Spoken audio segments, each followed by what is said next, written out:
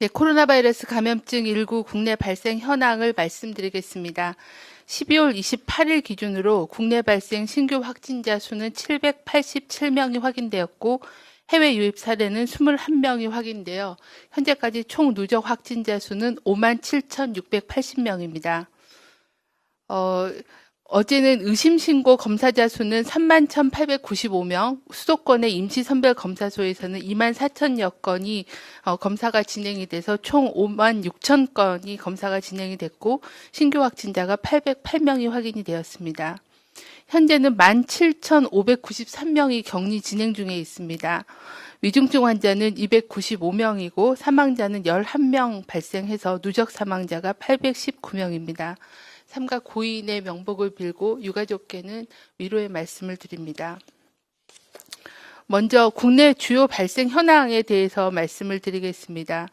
어제 기준으로 전국 단위의 주간 일평균 국내 확진자 수는 984명입니다. 주요 권역별 주요 집단 발병 사례에 대해서 말씀을 드리겠습니다. 서울의 송파구의 장애인 복지시설 관련해서는 현재까지 총 50명이 추가로 확진이 되어 있는 상황입니다. 서울 구로구의 요양병원 요양원 관련해서는 공동격리 추적검사 중에 36명이 확인이 되어 현재까지 총 누적 확진자는 170명이 되겠습니다. 충북의 괴산군, 음성군, 진천군 병원과 관련해서도 공동격리 추적검사 중에 6명이 추가돼서 현재까지 220명이 확진된 상황입니다.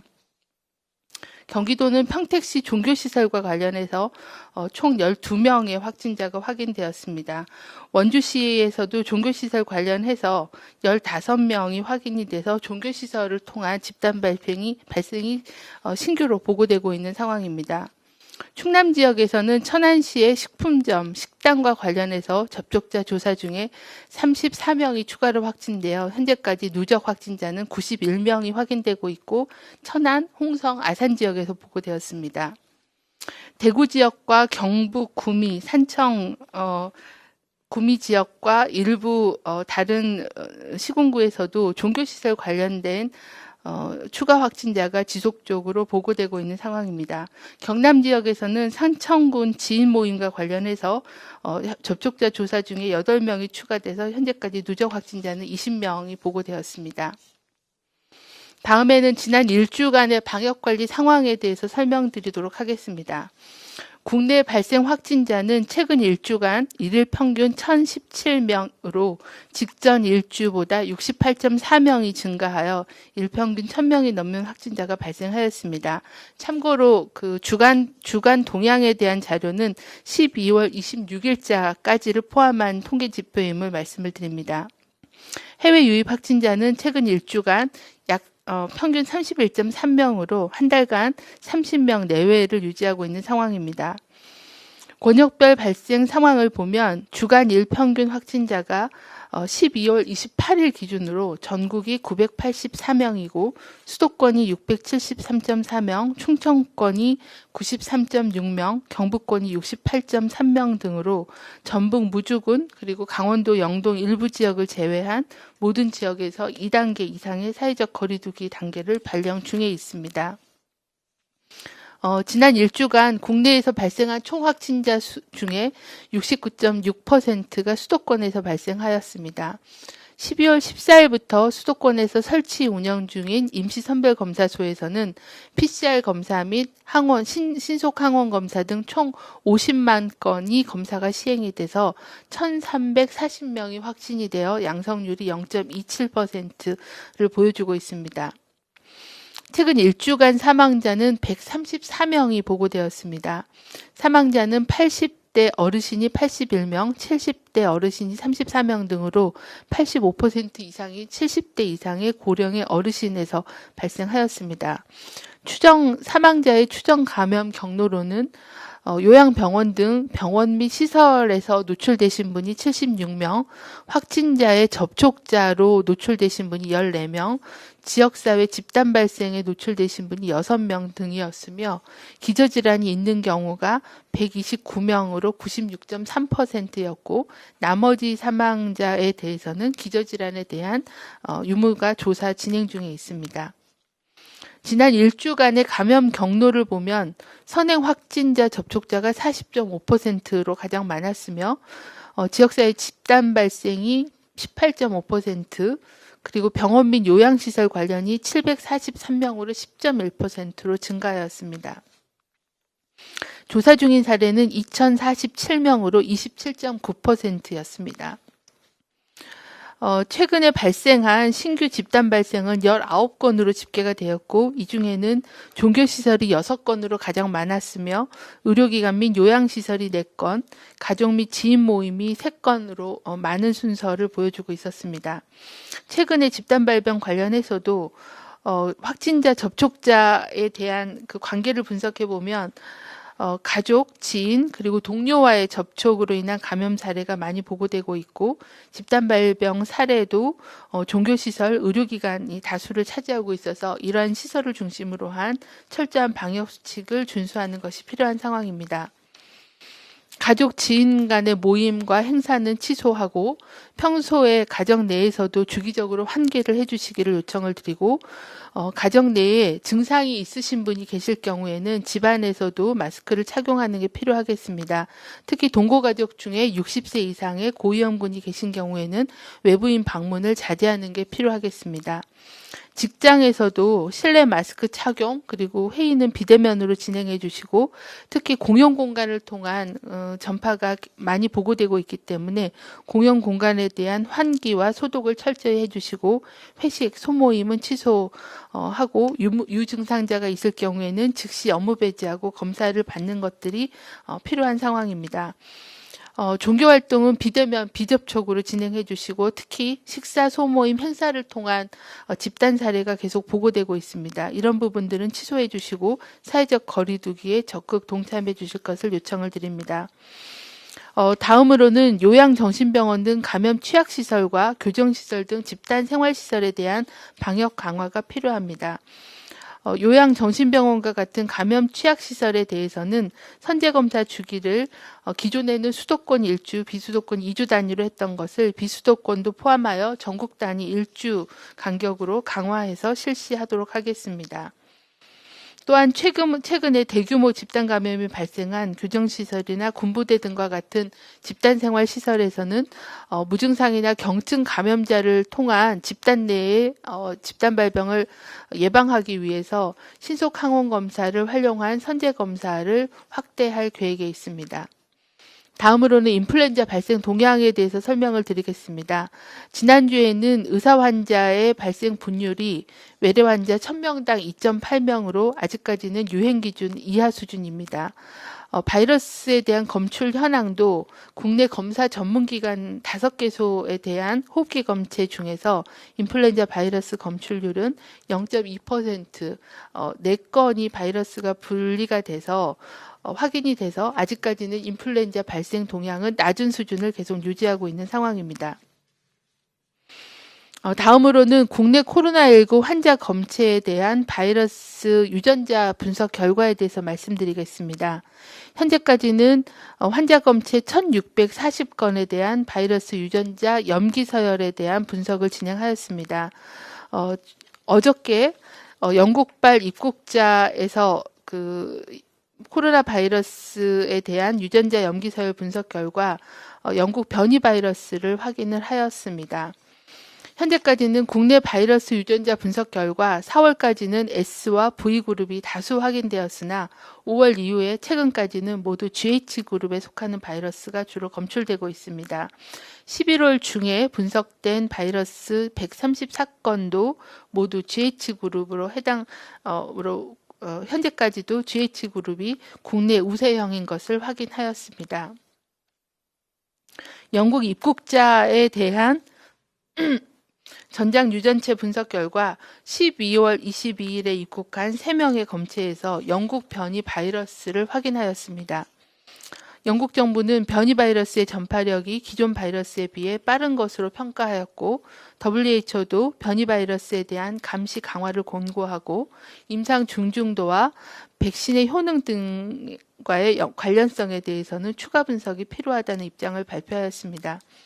이에 영국 등 해외에서 유입되는 코로나19 변이 바이러스의 국내 유입을 철저히 감시하기 위해 해외 입국자에 대한 방역 조치를 강화하여서 영국 등 변이 바이러스가 발생한 국가의 입국자에 대해서는 확진자 전수에 대해서 전장 유전체 분석을 실시하여 변이 바이러스 여부를 확인하도록 하겠습니다.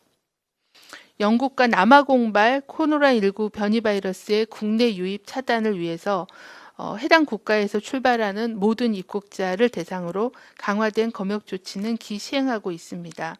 국내에서도 변이 바이러스가 발견됨에 따라 한 단계 더 강화된 방역 조치를 시행할 예정입니다. 현재 시행 중인 영국발 항공편 운항 중단은 일주일 연장하되 향후 추이를 점검하여 운항 중단에 대한 여부를 지속적으로 검토하겠습니다. 또한 영국 남아공발 입국자는 경위자를 포함해서 입국할 경우에는 PCR 음성 확인서 제출을 의무화하고 제출 대상도 내국인까지를 포함해서 모든 입국자를 대상으로 확대하여 운영할 계획입니다. 또한 외교, 공무, 그리고 인도적 사유 이외의 신규 비자 발급은 중단하고 영국발 입국자는 기존 격리면제서 발급 제한 기간을 1월 17일까지 연장하여 시행하며 남아공 입국자에 대해서도 동일한 기준을 적용할 계획입니다. 또한 영국발 코로나19 변이 바이러스가 영국뿐만이 아니라 유럽 등 다른 국가에서도 지속적으로 발견되고 있기 때문에 해외로부터 들어오는 모든 입국자를 대상으로 격리 해제 전 추가적인 진단검사를 실시하고 확진으로 확인된 경우에는 유전자 분석을 실시하여 변이 여부를 모니터링하겠습니다. 중앙방역대책본부는 12월 29일 미국 국립알레르기 감염병 연구소와 화상회의를 통해 코로나19 등 감염병 분야의 연구 협력 방안을 논의할 계획입니다. 앤서니 파우치 미국 국립알레르기 감염병 연구소장과 양국의 코로나19 현황에 대한 의견을 교환하고 코로나19 감염병 분야에서의 연구 협력을 포함해서 향후의 기관 간 협력 방안을 논의할 예정입니다. 이번 주는 올해 들어서 마지막 주입니다.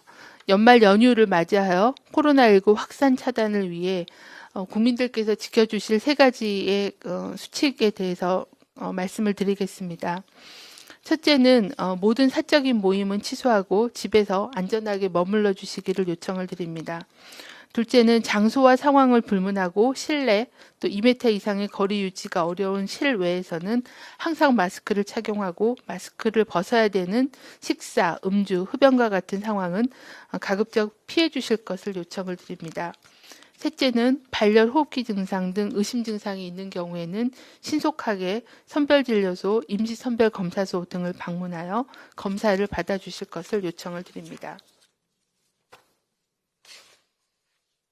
다음으로는 코로나19 백신 구매 및 접종 준비 상황에 대해서 설명을 이어서 드리도록 하겠습니다. 그간 정부는 올해 4월부터 백신 개발 도입을 위한 범정부적인 활동을 시작하였으며 6월에는 코로나19 치료제 백신 개발 범정부 지원위원회와 관계부처 민간 합동의 백신 도입 TF를 본격적으로 구성하여 운영해 왔습니다. 복지부, 외교부, 식약처, 질병청 등 관계부처는 해외에서 개발된 코로나19 백신 도입을 위하여 글로벌 제약사 등의 임상 진행 상황을 지속적으로 모니터링하며 구매 관련된 협의를 진행해 왔습니다. 실질적으로 백신 구매 계약과 관련해서는 국가예방접종 사업 업무를 담당하고 있는 질병관리청이 중심이 되어 백신 도입 TF와 전문가 자문위원회의 검토를 거쳐서 선구매 계약을 추진해 오고 있습니다. 백신 구매 현황은 지난 12월 24일 날 보고드린 대로 정부는 총 4,600만 명분, 총 8,600만 회분의 백신 구매를 결정하였으며 현재까지 3,600만 명분, 총 6,600만 회분에 해당하는 백신에 대한 구매 계약 체결을 완료하였고 1,000만 명분에 대한 계약 체결은 현재 협의가 진행 중에 있습니다. 정부는 백신의 종류와 도입 시기에 대해서 포트폴리오를 마련하여 백신 구매를 추진해 왔으며 선구매한 백신은 내년도 1분기부터 순차적으로 국내에 들어올 예정입니다. 현재 정부가 구매 예정을 포함한 확보한 4,600만 명분의 백신은 우리나라 전체 인구의 88%에 해당하는 물량이고, 현재 접종 가능한 인구의 기준으로 보면 100%가 초과하는 물량이어서 통상적인 집단 면역을 확보하는 데는 충분한 물량이라고 판단을 하고 있습니다. 정부는 백신 구매 및 국내 도입을 차질 없이 진행하면서 국내 코로나19 유행이 지속되고 있는 점, 또한 세계 각국의 수요 증가로 공급량과 공급 시기에 대한 불확실성을 감안해서 국내의 공급 시기를 앞당기고 물량을 추가로 확보하기 위해서 개별 제약 기업과 지속적으로 협의를 진행 중에 있습니다. 다음은 예방접종 준비 상황에 대해서 말씀드리겠습니다. 정부는 국내에 백신이 공급되는 2, 3월부터 바로 접종이 가능하도록 우선 접종 권장 대상자에 대한 예방접종은 인플루엔자 유행 시기 이전까지 마무리하도록 하는 계획을 마련하고 있습니다. 접종 목표는 코로나19 예방접종의 접종 목표는 가장 첫 번째는 보건의료 체계와 국가 필수 기능을 유지하는 것이고, 두 번째는 이완율과 사망률을 감소시키는 것이며, 세 번째는 지역사회 전파 차단을 목표로 하고 있습니다. 정부는 우선 접종 권장 대상자 중에서 보건의료 체계 기능 유지를 필요한 고위험군 의료기관 종사자와 요양병원, 요양시설 등 집단시설에 거주하는 노인부터 접종을 시작하여 순차적으로 접종을 확대해 나가겠습니다. 접종 대상자의 우선순위는 백신별 공급 시기, 그리고 효과성, 그리고 접종 및 유통 보관 방법 등을 고려해서 예방접종 심의위원회의 심의를 거쳐서 연간 대상자별 세부 일정을 구체화할 예정에 있습니다. 접종 시행과 관련해서는 백신 종류에 따른 특성을 고려해서 두 가지 방식으로 접종 시행 방안을 준비 중에 있습니다. 먼저 냉동 유통이 필요한 일부 백신에 대해서는 초저온 냉동고를 배치하여 별도의 접종센터를 지정하여 운영하겠습니다. 냉장 보관 유통이 가능한 백신의 경우에는 기존의 예방접종 경험이 있는 위탁 의료기관 중에 지정 기준에 부합한 기관을 지정해서 접종을 시행할 예정입니다. 백신 유통과 보관과 관련해서는 코로나19 백신은 굉장히 다양한 플랫폼과 까다로운 유통, 보관 기준 등으로 콜드체인 유지가 매우 중요합니다. 식약처 등과 관계부처와 체계적으로 안전한 접종을 위해 코로나19 백신 유통, 보관 가이드라인을 마련해서 콜드체인에 대한 모니터링 등 유통 공급 관리 체계를 구축하여 상시 점검하겠습니다. 또한 화이자 백신의 냉동 유통 보관 관리를 위해서 초저온 냉동고를 1분기 내로 250여 대 구비할 예정이며, 현재 정부 구매 절차가 진행 중에 있습니다. 다음은 통합관리 시스템 구축입니다. 통상 2회 접종을 실시해야 되고 또 교차 접종을 방지해야 되는 그런 점들을 고려해서 국민들이 안전하고 편리하게 접종을 할 수 있도록 코로나19 예방접종 통합관리 시스템을 현재 구축 중에 있습니다. 동 시스템을 통해서 백신에 대한 수급 관리, 그리고 접종 대상 국민들에 대한 사전 안내와 예약 접수, 접종 등록, 그리고 접종 후 이상 반응에 대한 감시와 추적 관리 등을 체계적으로 진행하도록 하겠습니다. 접종 후 이상 반응 관리와 관련해서는 질병청 그리고 식품의약품안전처가 공동의 감시 체계를 구축하여 운영하고, 인과성이 확인된 피해에 대해서는 국가 보상 체계를 적용할 계획입니다. 정부는 백신 도입 및 안전한 접종 준비를 위해 범정부 차원에서 총력을 다하고 있으며, 세부적인 접종 계획에 대해서는 내년 1월 중에 발표할 예정입니다. 참고로 백신 접종 도입과 준비 사항에 대해서는 정례적으로 정보를 정리하여 투명하게 설명드리도록 하겠습니다. 이상입니다.